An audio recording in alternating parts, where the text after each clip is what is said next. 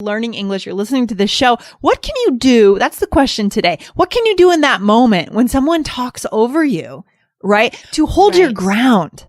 Because that is such a terrible feeling. When you start saying something, you have something to say, you start getting into it, and then someone interrupts you, cuts you off. Yeah. And a lot of people, I'm sure listeners that you've done this. I know I've done this in my life, right? Mm-hmm. If someone cuts you off and then you just swallow the rest of your words and you let this other person keep talking, and it's like, it's hard to even hear what the other person is saying because you're so in your head about like, oh, yeah, I really wanted to say this. That's so rude. I and know. Like, I'm imagining like a cartoon character, like face getting red and the steam coming out of the ears, and you get really angry.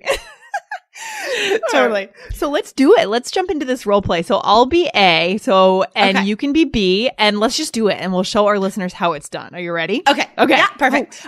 Hey. I wanted to tell you about what happened at work yesterday. You know, I was Wait. That reminds me. I wanted to ask you about something that's happening this weekend. Hey, sorry. I really wanted to tell you about this one thing first.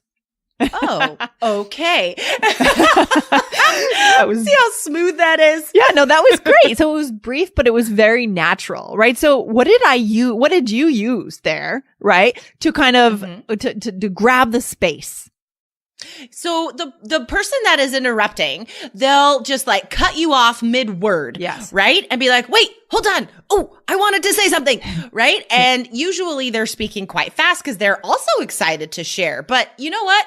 That person will not be offended if they are reminded, look, this is a conversation in which we take turns, right? Because like an American person is not going to be offended if you're like, oh, hold on a minute. Yeah. Like, I really wanted to tell you this. Yeah. Right? I mean, it's okay. So it's having these kind of, first of all, having the initiative, being able to hold your space, right? This is about taking space up in the world and saying, look, I was speaking. I deserve to continue. I deserve to be heard. That's the first step. And then having the tools, having the vocabulary. Exactly. And that's something we're definitely going to go into more of on that web class. And of course, in the Power Weekend. Exactly. So the way Lindsay respectfully reminded me that this is a civilized conversation in which both people have the power to speak, right? Like she also had to cut me off though. So that is something that you have to practice, right? That's why the Power Weekend is so important because you need to practice this stuff before you're comfortable doing it in the real world, right? Mm-hmm. So Lindsay also had to interrupt me and be like, sorry, you're going to have to say it 2 or 3 times. Yeah. Right? And then just be very polite, be like, and very direct, right? Yeah. I really wanted to tell you about this one thing first. Yeah, it's so true. And this does take practice. This isn't something that's going to come to us immediately, but the more that we're in situations where we're practicing it, the more we're going to deploy it when we actually need it. I mean, I've had conversations. I remember having conversations last year at the Power Weekend with students who struggle, who want to build this skill in the business world specifically. Right? In those fast-paced business meetings where everyone seems to be speaking and it's hard to get in.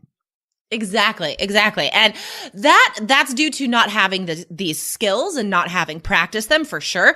And a lot of it is just the fear and the lack of confidence, right? Thinking like, well, my English isn't as good as these other people because they're native speakers. I don't deserve to talk. I don't deserve to have a place in this conversation. But you know what, guys? Like, you are in this situation, whether it's at a personal dinner or in a professional meeting, you're there. Yeah. Just that fact means you deserve to be there. Yes. Right? Like, this is your job. You were invited to this place. And so you deserve to speak just as much as anyone else. And it's not about having perfect English. Right. Like Lindsay said, it's about staking your space, right? And saying, look, I'm here too, guys. Exactly. Yeah. And you must, right? You have to contribute because probably chances are good you have a really good idea, right? It's often the people that are speaking less that have more going on upstairs. Like, you know what I mean? True. I mean, not all the time, but sometimes people have really, really good ideas and you need to contribute that to your company, to whatever charity you're working with, whatever you're doing, there's something there.